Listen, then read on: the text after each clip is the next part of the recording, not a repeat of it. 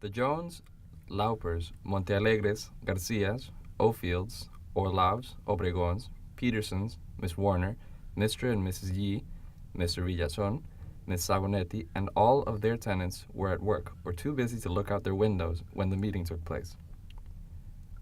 In the entire 50 bits of land parceled out into the backyards of the block by wooden boards and chain-link fencing, other than the rats and mice that lived there, Gil, Tuna, Pedro, and Copito were the only mammals breathing and thinking in the interior space of the block.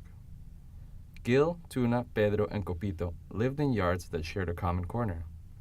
For the past few weeks, the centerpiece of their conference table had been the corner edge of the wooden fencing. Of course, Tuna and Copito were agile enough to jump over the fence, and of course, they did jump over and walk on the top edge multiple times a day to visit their favorite yards. For the sake of the dogs, they had decided to meet this way. With their snouts aiming at the corner, they talked through the wood. I think she's drafting the letter. She's acting like a cat. She keeps pushing me off the table. For the past couple of weeks, Copito would purr ideas into her owner's ear as she slept. Slowly, after many dreams, she came around to it. First, she cut out a door-width portion of her backyard fence as an exploratory gesture. Now, she was writing a letter inviting all the landowners to consider removing their fences and imagine a communal backyard. As outlined in the letter, the landowners gathered in her backyard. She, surrounded by the animals, presented them with the idea of removing the fences in the interior space of the block so that landowners and tenants alike could enjoy and use the acre of land they had cut into their private yards. To be truthful, this was the first time many of the landowners had seen each other's faces, which made each of them more skeptical about the idea she was proposing. The dogs were wildly wagging their tails and greeting each other the way dogs do.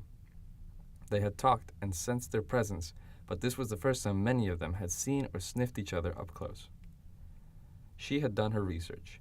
Observing the yards with her own eyes, ears, nose, and Google Earth, she laid out the various uses and configurations her neighbors had accrued.